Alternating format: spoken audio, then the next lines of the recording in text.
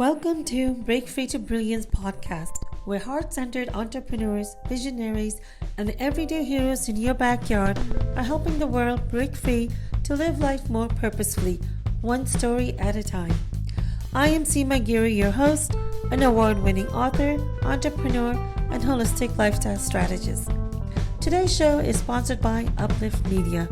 For strategies on how to break free to your brilliance and get your free gift, 10 ways to live a dynamic life, visit seemagiri.com. Today our special guest is Ariel Bickel, and she's a co-author in our book Break Free to Stand in Your Power. Today we're going to talk about her chapter, Transformed by Fire. Welcome, Ariel, to my podcast. It's so great having you here today. Yeah, hi, Seema. Thank you. I'm super excited to be here. So before we get started, we're going to do a grounding exercise and become fully present, and Great. then we'll start with the interview. Okay, perfect. Okay, so let's close our eyes for a minute. Okay. Take in a few deep cleansing breaths. One more. And just exhale everything out that you don't really need right now. Let go of all the things that you're still carrying with you from the task you were doing before. With every exhale. And let the things that you need to do after this, just acknowledge them that you will get to them as soon as you're done here and become fully present.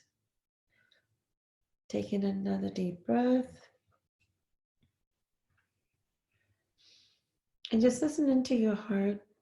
What is it that you need to hear from Ariel and I, from this conversation, from this interview? You're not here by accident. You're here because you were meant to be.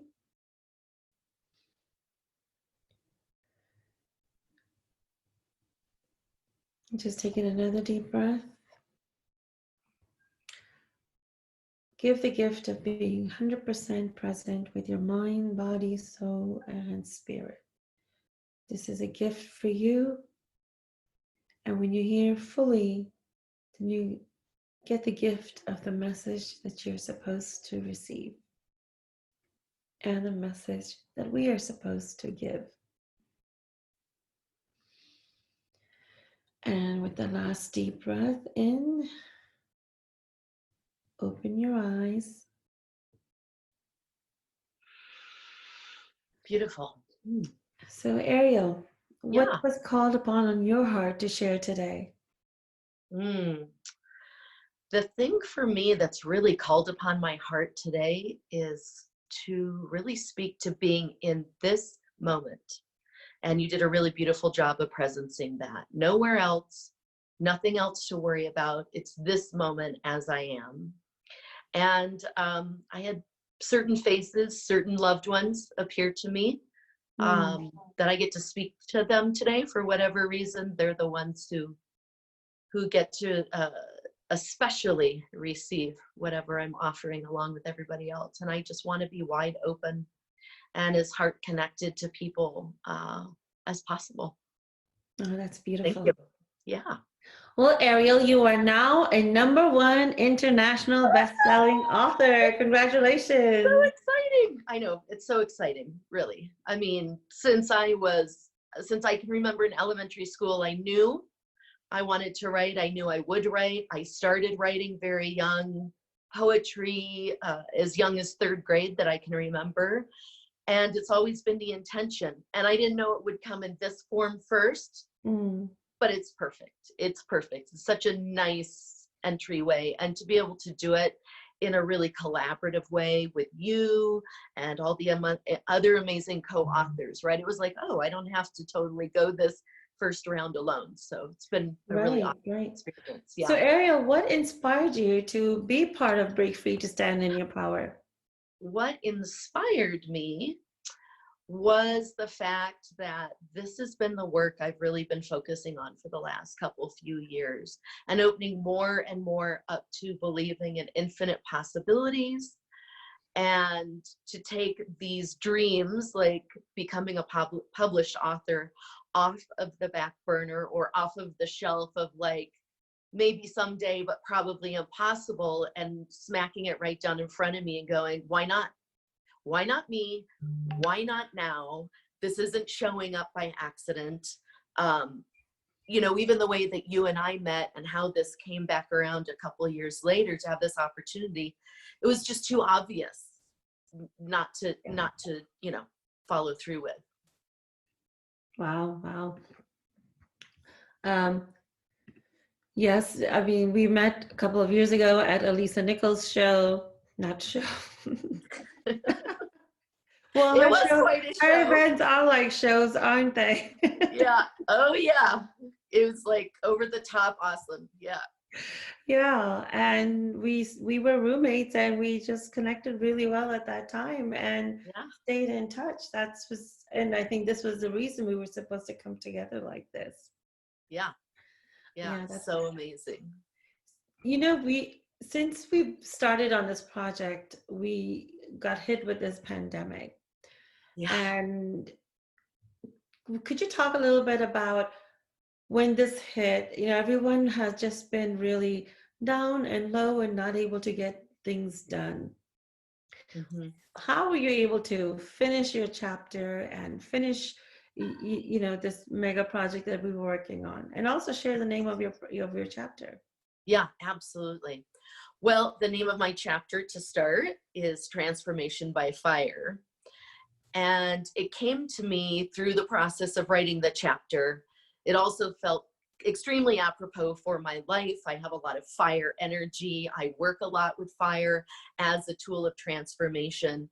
And then, yes, the pandemic. And I thought, well, you know, I mean, a lot of people are referring to the world as being on fire and burning. And so when the pandemic hit, it just really spoke to me. What a perfect time to be bringing this project to fruition. As I was going back in and making the final rounds of edits to my chapter, I had a lot more energy, a lot of new infusion of importance and a feeling, in Spanish we say por qué, my why, my because, to editing the chapter. And I added in things that I hadn't had before.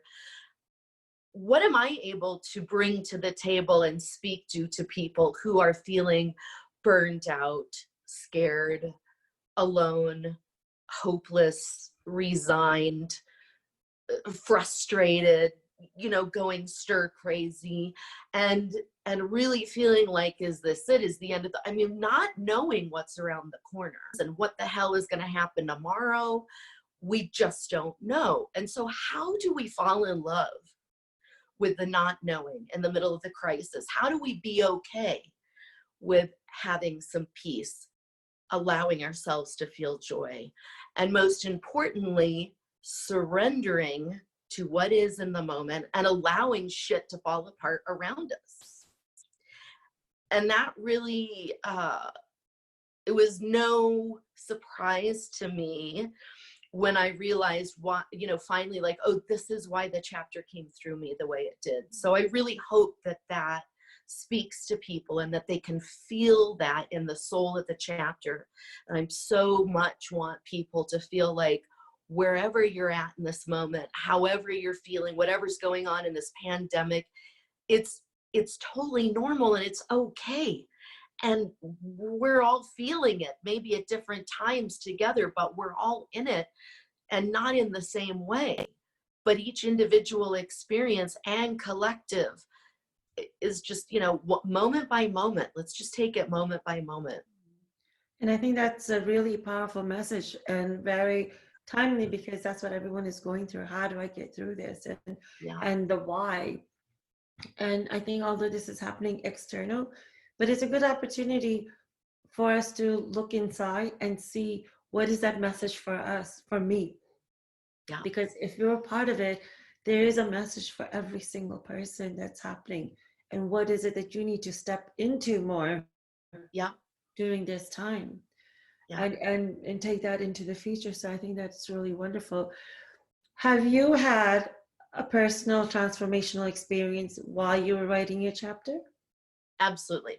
And that's foundational. I mean, I knew, you asked what inspired me to be part of the book. I mean, break free to step in your power.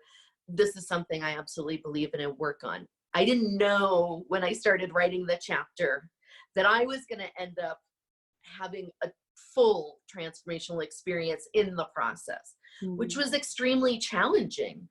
But also I feel like I transcended and woke up to an entire new level of myself. And I thought, oh, okay, this is why.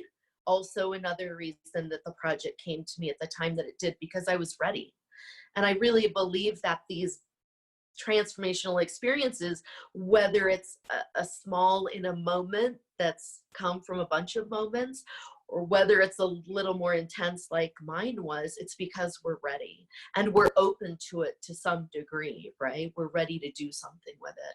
So I'm profoundly changed. And one point I really want to make to all the folks, all of you who are with us, is that it was a breakthrough for me after breakdown, and it was breaking through to the next level of my transformation.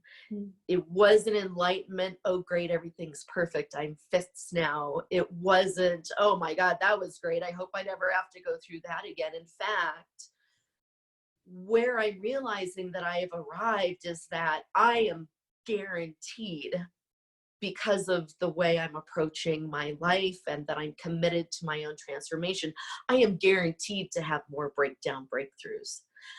And because I stuck with it and surrendered to it this time and gave into it in a whole way that I never had before, and allowed myself to be pulled all the way in and came out to this other place that's almost, I struggle with words because it's hard to explain the embodied experience of that. I'm less afraid for the next time, if that makes any sense. It's like, wow, I went through it and there's all this beautiful stuff on the other side. And so I know for sure I'll be putting myself through the paces again. And I'm more open and welcoming to it than ever. And that is such a feeling of self-empowerment, because I know that I'm choosing into my own transformation and development. I don't have to fear it or run away from it. But it's, it also is going to be messy sometimes. And that's like, embrace the messy. Yeah. And I think that's what I call the evolving of yourself. Yeah. Because at every stage, as every season, you're continuously evolving and growing. And during that, it's a rebirthing process. And during that process, it does get a little messy, but you just you trusted yourself and you just allowed the process to happen, knowing that's going to be a little bit painful, knowing that it's going to be a little bit messy, but you want to get through it. You're a whole new person with a whole new perspective and so much growth. Yeah, totally. And I would be concerned for our listeners to understand that if you're not going through this, between 3 to 5 year period, or it's a little bit different for everyone, but every so often, if you're not going through this, then I would be concerned. Why not? Because then you're not growing. Right. Are you becoming stagnant? Are you becoming, you're just not moving in any one direction? You may be stuck. So that's another way of looking at things. Because as humans, we're supposed to continuously evolve. There's supposed to be some personal growth, some learning that's supposed to occur. Yeah, absolutely. But oh yeah, go ahead. I was going to say that I think many people don't recognize the opportunity that comes in front of them, right? They don't recognize it as an opportunity. What was that key thing that allowed you to realize that this is an opportunity? It looks a little scary, but you should still go ahead and take it. Right. Yeah, because that absolutely was a conscious choice once I understood or I recognized what was going on, right? So I've really come to understanding how I'm 100% responsible and have 100% choice. Maybe not in everything that happens in the world or always even that happens in my life, but how I approach it and work with it, right? And the way I describe it to clients and when I'm working with other people and also with myself is that when I get to the point where I feel like my choice is no choice, in other words, I would have to consciously turn my back on my own evolution and expansion, right? And make the choice to stay where I'm at, knowing that, you know, whatever is available to me, I'm going to be missing out on that. When I feel like my choice is no choice and this is in front of me because it's time, then all of a sudden there's a dropping in that I do and a little bit of like, well, there's no way to know. There's no way to know. And you know what? Take me where you will. And this is pretty new for me, coming from a background, a childhood of trauma and abuse, and being very much a control addict in my life, always trying to maintain the walls and the surroundings and the events and make sure I'm not going to feel any pain anymore. I'm not going to get hurt. I'm not going to suffer, right? I'm never going to go through the crap that I went through as a kid or even as an adult, sure, because, you know, it doesn't just end when you're a kid. We repeat patterns until we're ready to really die to them and let them go. And this was my choice point when I started feeling this thing pulling me into the story, saying, the story you're writing is old. It's part of you, but it's a fraction of who you are. And we're trying to take you, you know, we, meaning I guess all the aspects of me, we're trying to take you to this next realization of yourself, but you're going to have to just like let go of the handrails, let go of the trapeze, right? That terrifying point between you let go of the trapeze you're swinging out on, and for a moment, you're just hanging in space. And there you practice, you're hoping you're going to grab the other bar, but there's no 100% guarantee. That's where I was at. And so I'm like, okay, now how do I get to just keep showing up for that moving forward? Yeah, that's a very important point that you just made. So many of us hold on to our past story because we allow it to define us. And at one point, you have to let that go to create a new story, a new vision for yourself, the person that you want to become, the person that you're supposed to become. And when you're holding on to that old story of whether it's childhood trauma, it's generally some kind of trauma that we go through, whether it's childhood or adulthood or some point, right? And we relive it in our minds over and over and over again. And at one point, you have to say, I am going to cut this off. I'm no longer going to let that story define me and continue with that. You have to let it go and create a new definition for yourself moving forward. And that it is painful, but I think that's a more beautiful pain. It's kind of like giving birth. It's painful, but you know what you're going to get at the end is going to be something really beautiful that you can hold on to, right? Yeah, exactly. Right. Right, absolutely. There's a really important thing, you know, I was speaking with a really good friend of mine last night. She actually called me because she wanted to share her insights on the chapter. And she's reading the book and she loves the whole thing. She read my chapter. It's actually the girlfriend who's I refer to in the book, who was there when it all started to slide. You know, and just she held space for me to let me start speaking into the truth of what was going on. And so she wanted to reflect back to me the book. And she said, I didn't read it for a little while. And then I picked it up yesterday morning and I thought I need to read it today.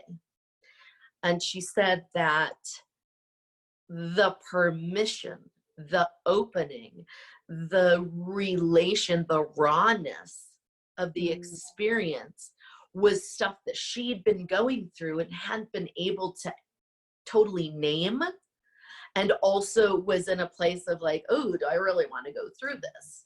And she said it was such a beautiful reminder to just roll with it. And one thing that we talked about that I really am learning is that I used to either try to cut that off, oh no, don't go there, or like, all right, let's do it, let's get through this, let's hammer it, I'm gonna push through, survive, you know, warrior energy. But that hyper masculine and working with fire is pretty masculine energy. What I'm softening into and what this whole transformational experience has brought up for me is the gentle way of surrender, which to me in the past meant death.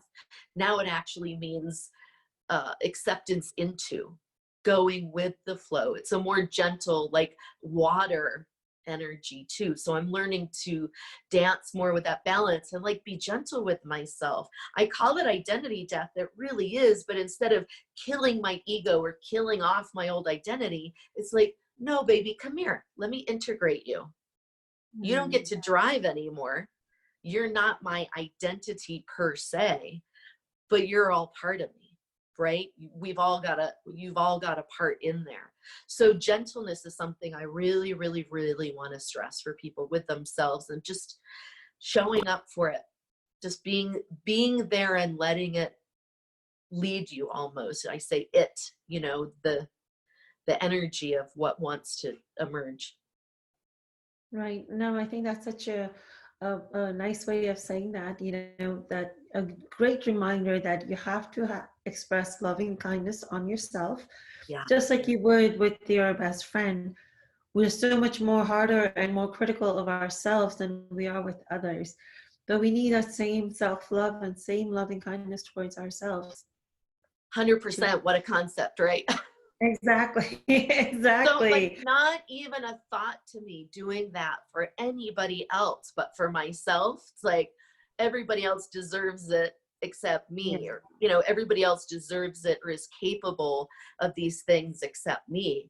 And that's a big part of what I let start dying in the process of writing this chapter. Is like, I think I get to be done with her, you know, the part Yeah. that just wants to be mean and self-judging and harsh and like, you can't have this, you aren't really this person. It's like, yeah, I just don't have to buy into that anymore. Exactly. That's such a beautiful revelation. And what perfect timing, right? Yeah. Yeah. Because, you know, back to the pandemic, like when are we being called more to step into our own power and Yes. recognize that freedom isn't out there somewhere, it's always been in here. So we're stepping into our power and into freedom. To me is like, that's within for us to access. And that's, you know, one by one by one by one people in the world, that's what is called for now more than ever. Exactly. You know, that's the beautiful part of writing and writing a book. And especially when you're writing an anthology, you don't have to be worried about writing the entire book. You can focus on Yeah. one chapter, because it is, many authors write when they've really crossed over and have you know, gone to the other side. But every single author, and particularly in this one, we always have some level of another level of healing and transformation. Yeah. And you just went through this huge one and allowed it, and we're able to showcase it in such a beautiful way that it's going to be so powerful for people, especially during this time, to be able to go through that and say, Hopefully. wow, Hopefully. you Yeah. can get through it and stand strong. I mean, Ariel, I see you so much stronger, so much prouder, so much happier, and so much more ready to take on the world now. Yeah. And you know, and I again, this concept too of like, I've always been strong. I mean, I wouldn't be here today if I hadn't, you know, overcome and come through thing after thing after thing. And I can, you know, I really believe that's true of all of us who have Mhm. co-authored this book, right? Strong in a different way. strong in more the divine feminine, strong in more the soft, deep, internal, rooted knowing. I know my outward strong, and like when I need that, warrior goddess, she's there for me. But the strength I'm discovering now in this, like, just be gentle with myself and let it be. I really don't even have words to describe it, and I'm in the unfolding of it. But it's a kind of power and strength that supersedes anything I've known before. Wow, that's amazing. Ariel, what is the one tip that you would like to give to our listeners? Ooh, one. Gosh, other than what I've already brought up. I think the thing that's really key for me, or tip, is right now is that, and right now in this critical time, is that it's okay. In fact, it's essential that we give ourselves permission to rest, to be human where we're at in this moment, to fall apart if that's what we need, to rise the occasion if that's what we need, to be joyful, to play, like schedule in playtime and creative time, to be happy. A lot of people are asking themselves, do I have a right to be happy? Do I have a right to be abundant and prosperous? Who am I to do well while there's so much chaos and suffering in the world? And I'm not just talking about the pandemic. We know what's going on in our society right now. And all of these things bubble to the surface that have always been there, right? And I didn't get it for a long time. Had a lot of shame around this. I think my one tip to people is that we will be at our most empowered and powerful in terms of serving humanity when we serve ourselves and allow ourselves. What are we fighting for? What are we working towards? We say a better world. Well, that starts with us, and loving kindness and joy and happiness. It's okay to be doing okay. And it's also okay to not be okay. I think that's my number one thing, is like, just have agency in your own life in this moment, and be okay with it. Yeah, I think that's a great reminder for people that wherever you are, that's where you're supposed to be. That's right. And just take solace in that. And then from where you are, make sure you're practicing loving kindness towards yourself, and then see what is that next one step that you need to do. You don't have to think a year ahead. You don't have to think 6 months ahead. Just where are you right now? And it's okay to be wherever you're at. And what is that next single step? And then the next single step. And the next step could be taking a bath or washing the dishes. It doesn't have to be like building my website or, Exactly. getting a ring. It does, it's, in fact, I would encourage the next step to be internal first. Yeah. And it's simple. It doesn't have to be complicated and complex steps. They just keep it simple. Listen to your inner guidance and see what comes through. Ariel, it was such a pleasure having you here today. Got lots of insights from you, and I'm sure it's going to really impact our audience quite a bit. Yeah, I that's my greatest wish, and I really look forward to connecting with anyone who wants to share more about this. Yeah. How can they get in touch with you? The best way to get in touch with me is to send me an email at Ariel, ARIEL, at Ariel Bickel, that's B as in boy, ICKEL.com. So Ariel at arielbickel.com. They can also find me on Facebook at Ariel Bickel. That's my page. And they can also send me a message to my phone, 505-321-6867, and I'll respond. Yeah. Wonderful. Once again, thank you, Ariel, and we'll see you soon. Yeah, wonderful. Thank you so much for the opportunity, Seema. And goodbye, everybody out there. Yeah. Bye-bye. Thank you for joining us for this interview. I hope you've gained some insights and/or tips that you can implement right away. For more interviews like this, please visit us at seemagiri.com or visit our YouTube channel, Break Free to Brilliance with Seema Giri. Until next time, have a great day.